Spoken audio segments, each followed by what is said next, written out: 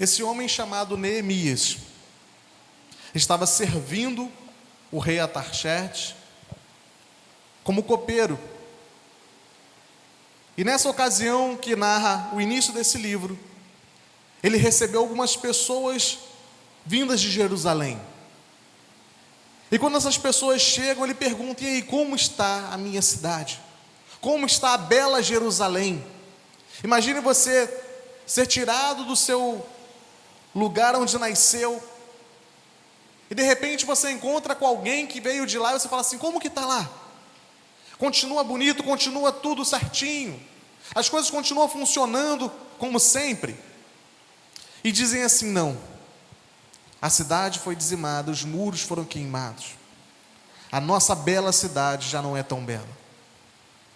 E dentro do coração de Neemias arde a vontade de reerguer aquela cidade. Mas quem era Neemias nesse contexto? Apenas o copeiro de um rei estrangeiro. Mas ele coloca no seu coração um propósito. O propósito de que essa história mudaria.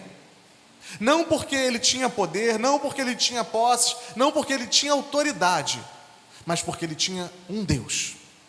Um Deus que era capaz de fazer o impossível acontecer, não só na vida dele, mas na vida de todo o povo de Israel.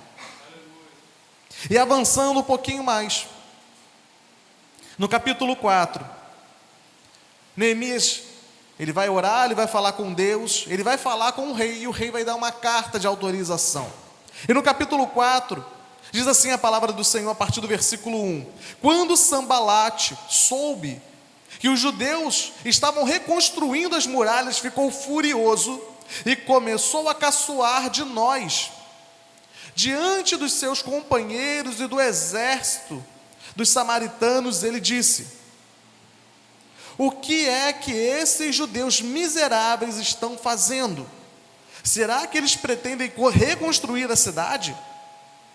Será que eles pensam que, oferecendo sacrifícios, poderão acabar com o trabalho de um só dia? Será que dos montões dos entulhos e das pedras que foram queimadas, eles podem tirar pedras para a construção? Tobias, que era do país de Amon, estava com ele e disse: que tipo de muralha poderão construir? Até mesmo uma raposa poderia derrubá-la. Neemias chega com todo o gás, junta aquele povo e fala assim: vamos reconstruir esse muro, vamos refazer a bela cidade de Jerusalém voltar a ser bela. Mas tudo que nós colocamos e nos empenhamos em fazer para crescimento da obra de Deus, Satanás vai se levantar.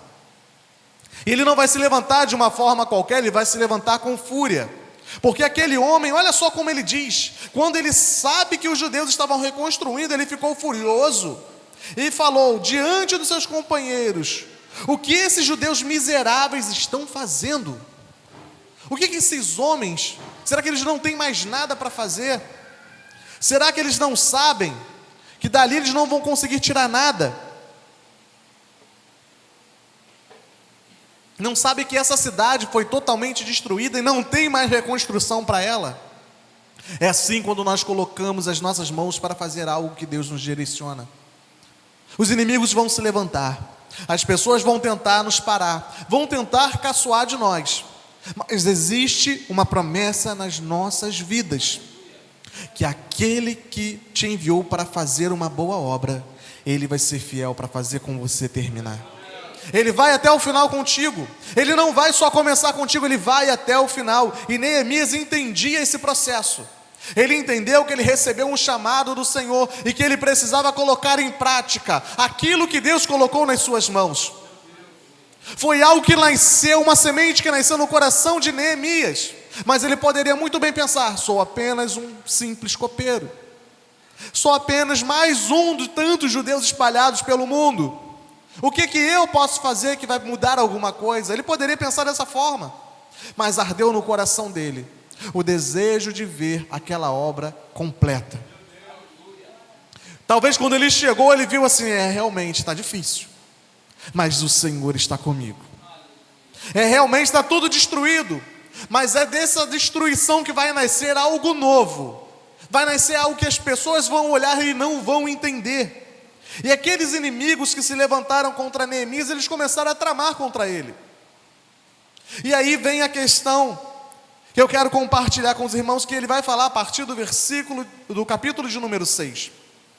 Sanbalat e Tobias, Gesem e o resto dos nossos inimigos souberam que nós havíamos terminado de reconstruir e que não havia mais brecha nele, embora ainda não estivesse colocado o portão nos seus lugares. A obra já estava pronta, aquele muro já estava reerguido.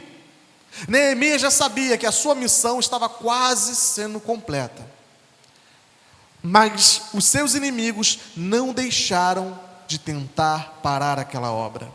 E eles, então Sanbalat e Gesem, me mandaram um recado, e eles queriam que eu fosse encontrar com eles em um dos provadores do vale de Onom, mas a intenção deles era fazer algum mal. E aí eu mandei mensageiros a ele dizendo o seguinte, e aí vem a grande questão da vida de Neemias. Ele diz assim: estou fazendo um trabalho importante e não posso descer até aí. Eu não vou deixar esse trabalho só para ir aí falar com vocês. Em algumas versões, mas talvez a João Ferreira de Almeida vai dizer: estou fazendo uma grande obra de modo que não posso parar, porque senão a obra não continuará. Neemias entendeu que aquele projeto que foi colocado nas suas mãos, as pessoas tentariam pará-lo, mesmo quando estivesse no finalzinho. Do começo ao fim, aqueles homens tentaram impedir aquela obra de acontecer, mas Neemias estava calçado numa promessa de que aqueles muros seriam reerguidos, que aquela cidade seria reedificada, mas precisava que ele estivesse ali, precisava que ele estivesse empenhado. Neemias, em certo momento, ele vai dizer para aqueles homens: vamos fazer o seguinte, eles podem nos atacar a qualquer instante, então de que forma nós vamos trabalhar? Você vai trabalhar com uma ferramenta na mão e a espada na outra. Você vai trabalhar com a ferramenta na mão e a lança na outra. Você vai trabalhar com a ferramenta na mão e o escudo na outra, porque se vier um ataque, você vai proteger aquele que está trabalhando. Se vierem contra nós, você vai estar com a sua espada em mãos para poder se defender. O Senhor está falando nessa noite conosco. Ele tem colocado armas nas nossas mãos para nos defendermos. Nós não precisamos atacar o inferno, mas o Senhor tem colocado armas para nos defendermos dos ataques do inferno. Neemias, naquele momento, ele falou para aquelas pessoas: está sendo difícil, nós temos que trabalhar dia e noite, não podemos descansar. No momento de descanso, nós carregamos pedra, mas nós sabemos que no final, nós vamos ver esses muros de pé. Aqueles muros simbolizavam que a proteção de Israel estava ali novamente. O muro para uma cidade dizia que os seus limites estavam delimitados, e que as pessoas, para entrar naquela cidade, precisavam cruzar as suas portas, e só entra ali quem tiver permissão. Então o Senhor colocou no coração de Neemias o seguinte: você não vai permitir que os inimigos de Israel avancem, vocês não vão permitir que os inimigos ataquem vocês, então vocês vão ficar alertas.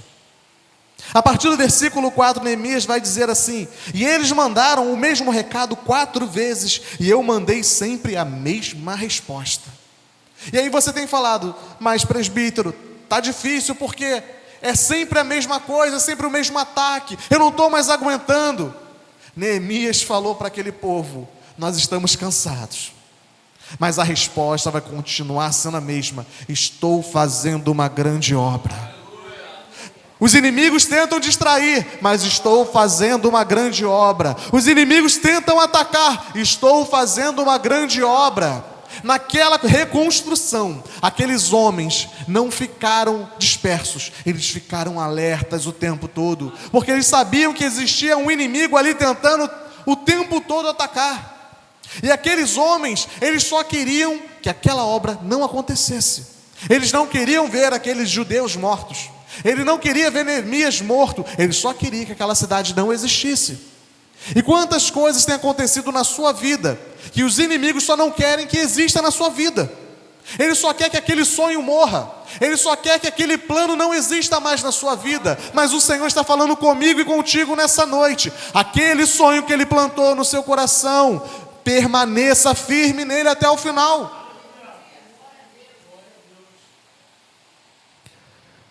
Então Sambalate me mandou o 5º recado. Olha só que o homem ainda não descansou. Ele já recebeu 4 vezes a mesma resposta. Ele já sabe que a 5ª vai ser da mesma forma. E ele diz assim: mandou o 5º recado, e este veio por escrito. Era uma carta que foi trazida por um empregado de Sambalate. E a carta estava aberta e dizia: Gesem me disse que entre os povos vizinhos está ocorrendo um boato, dizendo que você e os judeus pretendem fazer uma revolução, e o que é por isso que estão reconstruindo a muralha. Eles dizem também que o seu plano é se tornar rei deles. Olha só, Neemias era um copeiro de um rei estrangeiro. Recebeu a permissão, uma carta por escrito daquele rei, permitindo que aquela cidade fosse reconstruída. Ele chega debaixo de uma autoridade, que além da autoridade de Deus, era a autoridade do rei Artaxerxes, que permitiu que aquela cidade fosse reerguida. E aqueles homens já estavam mudando a situação e dizendo: olha só, estão dizendo por aí que você quer fazer uma revolução. Você vai se rebelar contra aquele que te deu uma carta, permitindo que você reconstruísse a cidade. Olha só como que estão falando de você. Eu acho melhor que você venha até nós, que a gente senta, conversa, e vamos acabar com esse disse-me-disse. Vamos acabar com essa conversinha. Mas Neemias, cheio de Deus, conhecendo o propósito de Deus na sua vida, ele vai dizer assim: o rei Artaxerxes certamente vai saber disso, e por isso proponho que nós nos encontremos para conversar sobre a situação. E ele fala assim: nada do que está dizendo é verdade. Foi você mesmo que inventou tudo isso. O que eles queriam era me colocar medo para não continuar o trabalho. Agora, ó Deus, aumenta as minhas forças. Olha só, aquele homem já tinha sido importunado pela 5ª vez, e dessa vez com uma ameaça: olha só, eu vou falar lá para o rei que você está tentando fazer uma revolução. Se eu levar essa fofoca para lá, você morre. Mas ele sabia o Deus que ele servia. Ele conhecia aquele que mandou, e aquele que entregou aquela obra nas suas mãos não tinha sido o rei, não tinha sido o homem, tinha sido o próprio Deus, que ardeu no coração dele a vontade de ver aquela cidade de pé novamente. E ele fala assim: já que você está tentando fazer isso, Senhor, renova as minhas forças. Quantas manhãs nós levantamos e falamos: Senhor, renova as minhas forças, porque não dá mais. Senhor, renova as minhas forças, porque eu não aguento mais as provações. Senhor, renova as minhas forças, porque eu não sei mais como fazer. Neemias, ele permaneceu firme. Aquela cidade, aqueles muros foram reerguidos. Aquela obra terminou. Não houve nenhuma revolução, não houve nenhuma pessoa tentando se colocar como o rei dos israelitas. Mas Deus mostrou que mesmo no meio do cativeiro, mesmo no meio daquela situação que você fala assim: não tem mais jeito, eu estou aqui e não tenho mais nada, não posso fazer mais nada, o Senhor está dizendo para mim e para você nessa noite: se Ele colocou nas suas mãos, Ele vai contigo até o final. Se Ele colocou o plano nas suas mãos, você pode ter certeza que Ele vai ser fiel para fazer cumprir tudo aquilo na sua vida. O louvor que foi entoado aqui falava sobre promessas, que elas iriam se cumprir nas nossas vidas. E nada foi combinado do louvor com a mensagem. Essa mensagem foi uma mensagem que foi preparada para quinta-feira passada. E surgiu o convite para pregar hoje na quarta-feira. E o Senhor colocou tudo no seu lugar. Porque quando Ele coloca uma obra nas nossas mãos, Ele vai conosco até o final. Ele não desiste de nós, Ele não desiste do seu plano. Mas a construção daqueles muros trouxe o que de diferente para a vida de Neemias? A certeza de que o Deus que o chamou era fiel. Mesmo sabendo que os inimigos se levantariam contra ele, ele permaneceria até o final, porque ele entendeu que quando ele estava numa boa obra, o Senhor estava com ele. E se o Senhor estava com ele, a conclusão daquela obra não estava simplesmente nas suas mãos, mas estava nas mãos do Senhor. A conclusão daquela obra não dependia mais de Neemias, era da perseverança no Senhor. É em perseverar, é continuar, é saber que mesmo com as dificuldades, mesmo com os problemas surgindo, nós temos um Deus que quando nós colocamos o nosso coração em fazer a sua obra, Ele vai estar conosco. Não tem inimigo que se levante contra as nossas vidas. Não tem Sambalate, não tem Tobias, não tem Gesem, não tem nenhum plano mirabolante contra a sua vida que vai chegar a te derrubar, porque o Senhor está contigo. Nessa noite, quero dizer para a igreja que nos momentos mais difíceis que nós passamos, o Senhor não deixa de estar conosco. Nos momentos mais tristes e mais pavorosos na nossa vida, em que nós recebemos ameaças que nós nem sabemos o porquê que chegou até nós, o Senhor continua conosco.